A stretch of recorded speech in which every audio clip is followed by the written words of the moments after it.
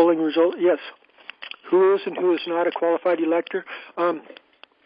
This is an important point that, and I think the best model is the legend of Jesus Christ, where he was sending out his disciples in pairs of two, and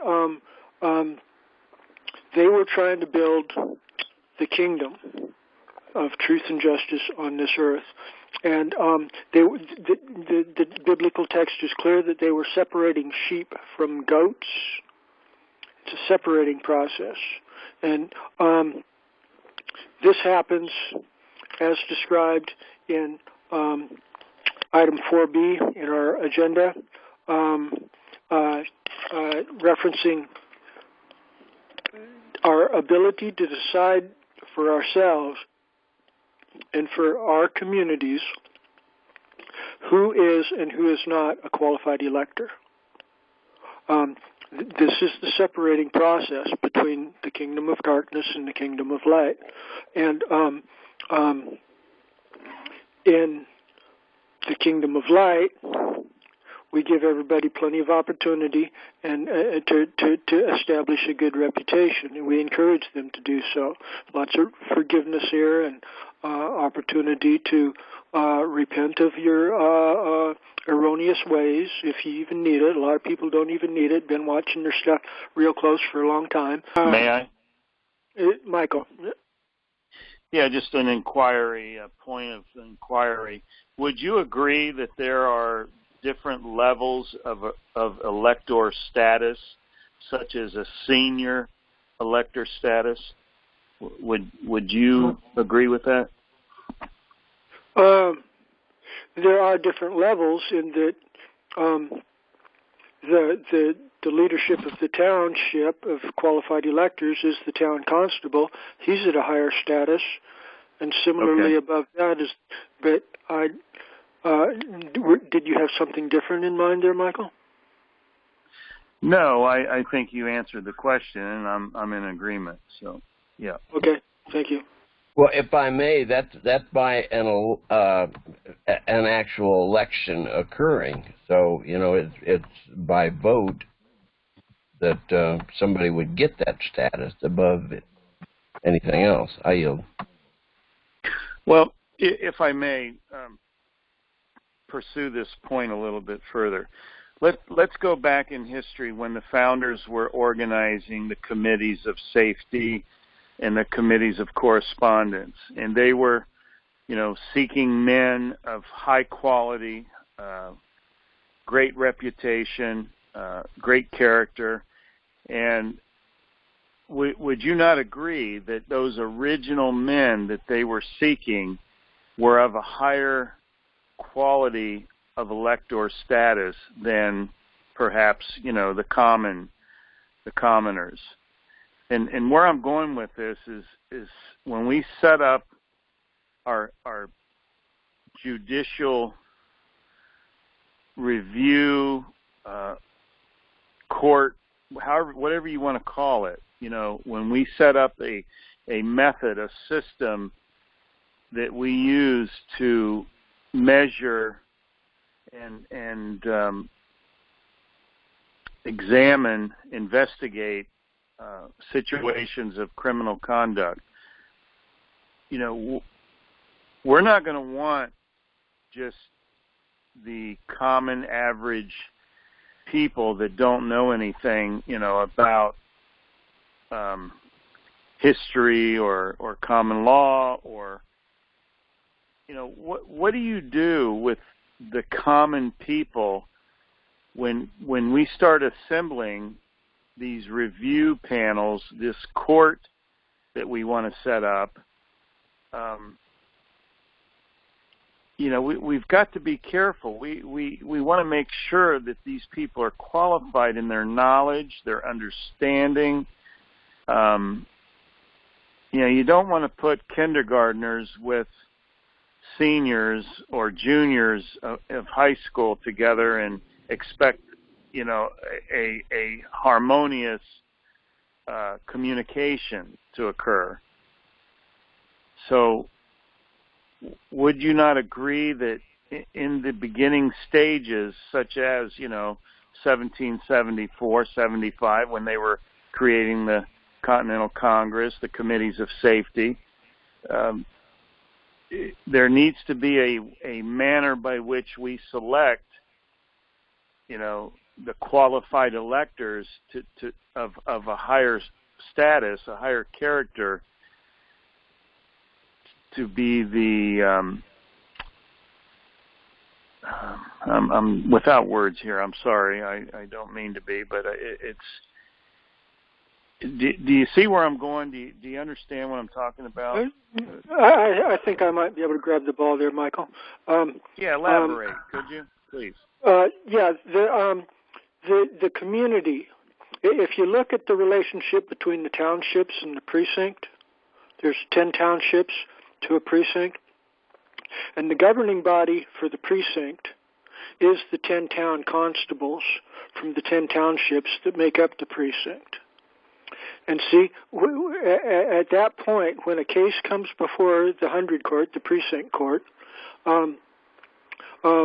you've already got 10 of your 12 jurors right there ready to go if it requires serious intellectual horsepower rather than familiarity with the individual participants.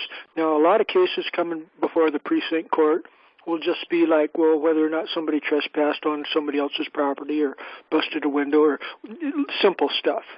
But if it does require competence in American history or common law history or biblical history or law, then the 10 town constables, those would be people that are not just backwoods hillbillies. Those would be people that have inspired confidence in each of their 10-member township communities. So they would be reasonably presumable to have their poop in a group a little bit better than the average street-level qualified elector that's coming in. That's, even our qualified electors are probably pretty smart because they're at least smart enough to figure out that this is a good thing. But the higher you go up through the hierarchy, the more comprehension you have. And this is part of the reason why it's important also to be organizing at the upper level, like David Schied was concerned about, in that right here in this community, I believe we've got a group right here that can do competition against any other phone conference group or probably any group of lawyers on the planet between all of us. An answer to one of the questions going back in time is, the qualified elector was a property owner, was not a person of color, was not a woman, et cetera, and so, that was how they made that determination, which is all inapplicable today. And addressing what Charles was talking about is I'm familiar with Charles's common law methodology, and from the grassroots, where the qualified electors are basically coming from the home. These townships are composed of 10 households, and each one of those households has their qualified elector that is representative of that household, and that's usually the head of the household. However, that's defined by the household. I yield. Thank you, David. This sort of brings to mind something that I've come to a studied conclusion on, and that is the fact that U.S. citizens who vote, basically they're put in a disabled state through the terms of the 14th Amendment, so-called, although we know it was never properly passed into law. That's another discussion. But it's my contention that these black-robed priests of Baldy at Torrens have basically created a situation where when you register to vote, it's actually a proxy vote under the corporate model, and Oh boy, almost a rear ender here. Sorry about that. It was right beside me. But whenever you register to vote, it's pursuant to the 14th Amendment. It's other than purposes of being in rebellion, and whenever you vote for president and vice president, which there was never any authorization to do in the original model, that you're committing treason.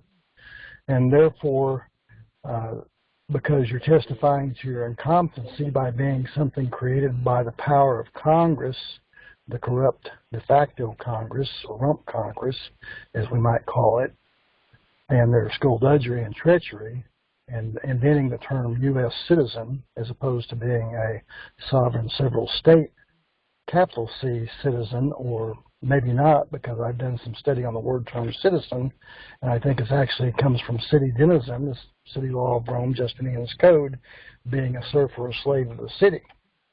And so it's my contention that the qualified electors, the landowner, freemen of the location and the counties that we're talking about, are really the true people that are qualified to elect that, and that might be where the electoral college concept was extracted from, although I'm not sure it's pure in its form. And I am curious what others on the call might think about that. So thank you. May I, Michael, in Florida? I think it's clear that, you know, the requirements of the qualified elector in early America can no longer be used. We all know that you know, women certainly have the right to vote, and any other people that were prohibited from voting previously, that has been, you know, proven to be wrong.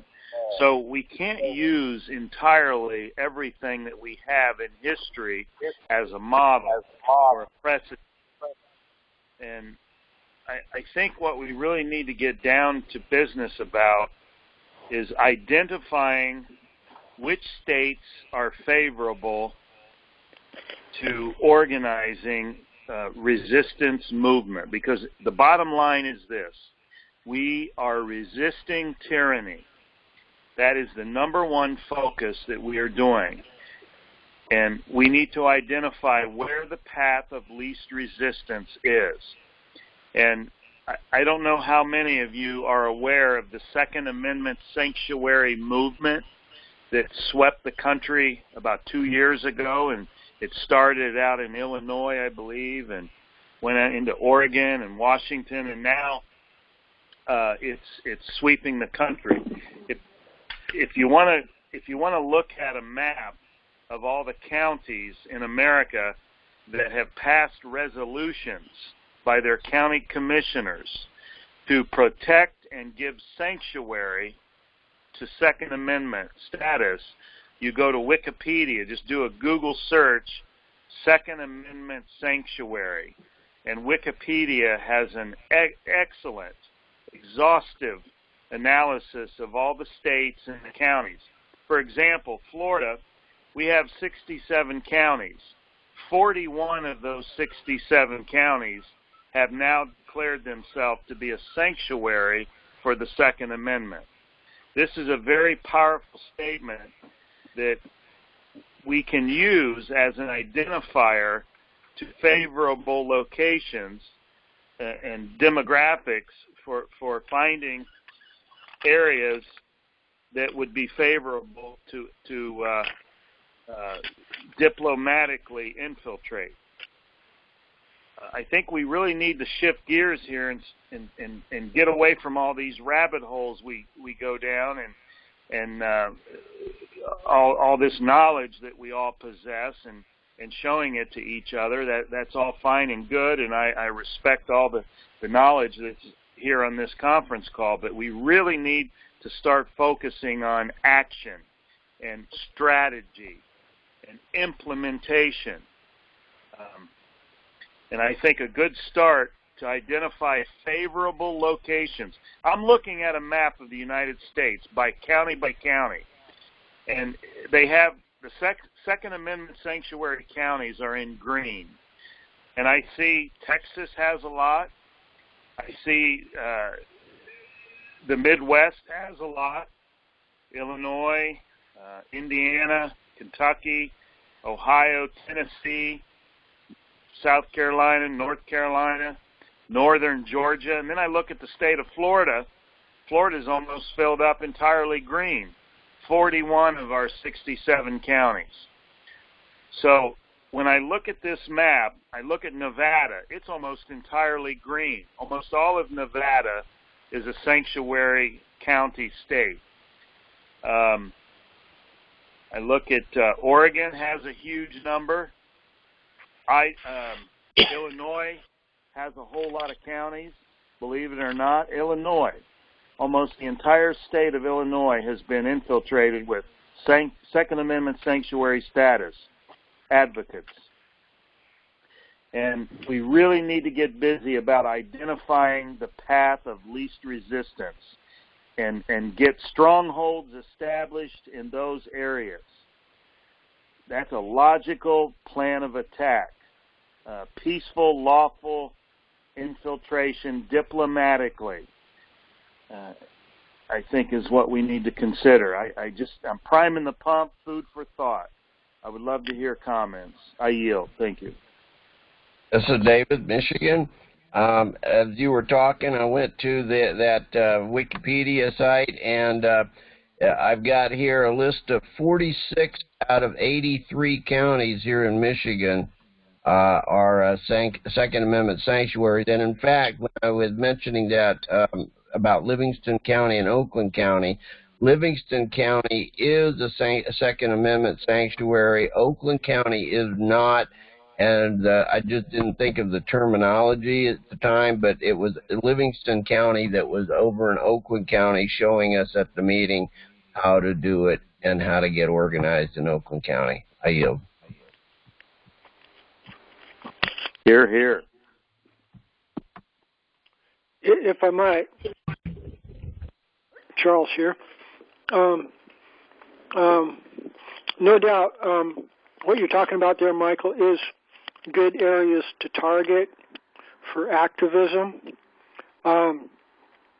But unless we've got a good script, I think it's more important to have a recruiting script lined up and well written out so that people know that we're not just here for protecting guns, we're here for protecting the right of people to responsibly self-govern.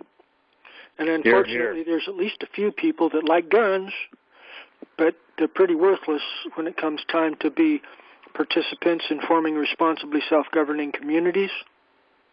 And so I'm apprehensive that the manner in which you're focusing the agenda there, the priority list, is perhaps similar to what I've described before as rearranging the chairs on the Titanic with just the same civil municipal Roman Empire model of government's in place.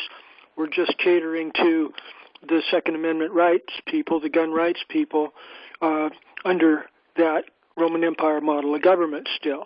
And whereas if we focus more on our town constables as peace officers and bringing those to the areas, I dare suggest, rather than focusing in Second Amendment sanctuary counties, that we should focus on places like in Minnesota, I think Mineapolis, that I mentioned earlier, I believe, where they've dismantled their police department and they've got people patrolling the streets with guns in the middle of the night honorably that don't have any common law jurisdiction they're exercising.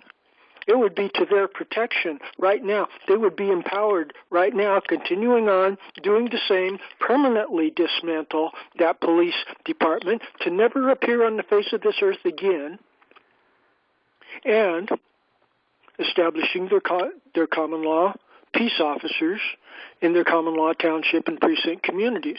I think having our wording of our marching orders, our priorities, focusing on that type of an agenda is to my mind, quite a bit superior to focusing on Second Amendment sanctuary cities. I yield. Okay, may I please? Yes, Mike. Yeah, you totally misinterpreted what I was saying. I was not saying that we should focus on Second Amendment sanctuary status. I am simply stating that it is a good measuring stick. It is a good indicator of favorable territories.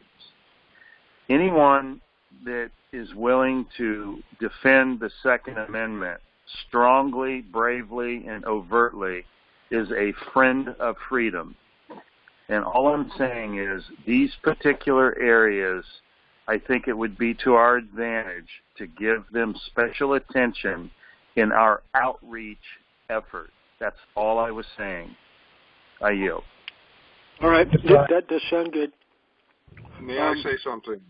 Yeah, name and state. Charles, this is Jim Blinkley. Hey, I thought I saw you on the list here. Very good. Good to hear you, Brother Jim. You got the floor there, brother. Thank you, sir. First, I'd like to say that were it within my authority to do so, I would appoint you as Chief Justice, United States Supreme Court, and David Barton would be my Secretary of Education. Barton, for those of you who may not know, is the founder of wallbuilders.com, and he's the one who created the video series, Our Godly Heritage and such. Wallbuilders.com is a good place to go for information, just like Charles's websites. Anyway, referencing the last couple of comments here, the sanctuary states and locales that were just mentioned would be a logical, absolutely logical first choice place to start, because when other people from other areas can see that this is happening and this is real, it's, the seeds start to grow. People start to realize, hey, there is something here, because all these people wouldn't be doing this if it didn't work and if it wasn't worthwhile. People aren't going to do something. It doesn't take people too long to learn that something's not working.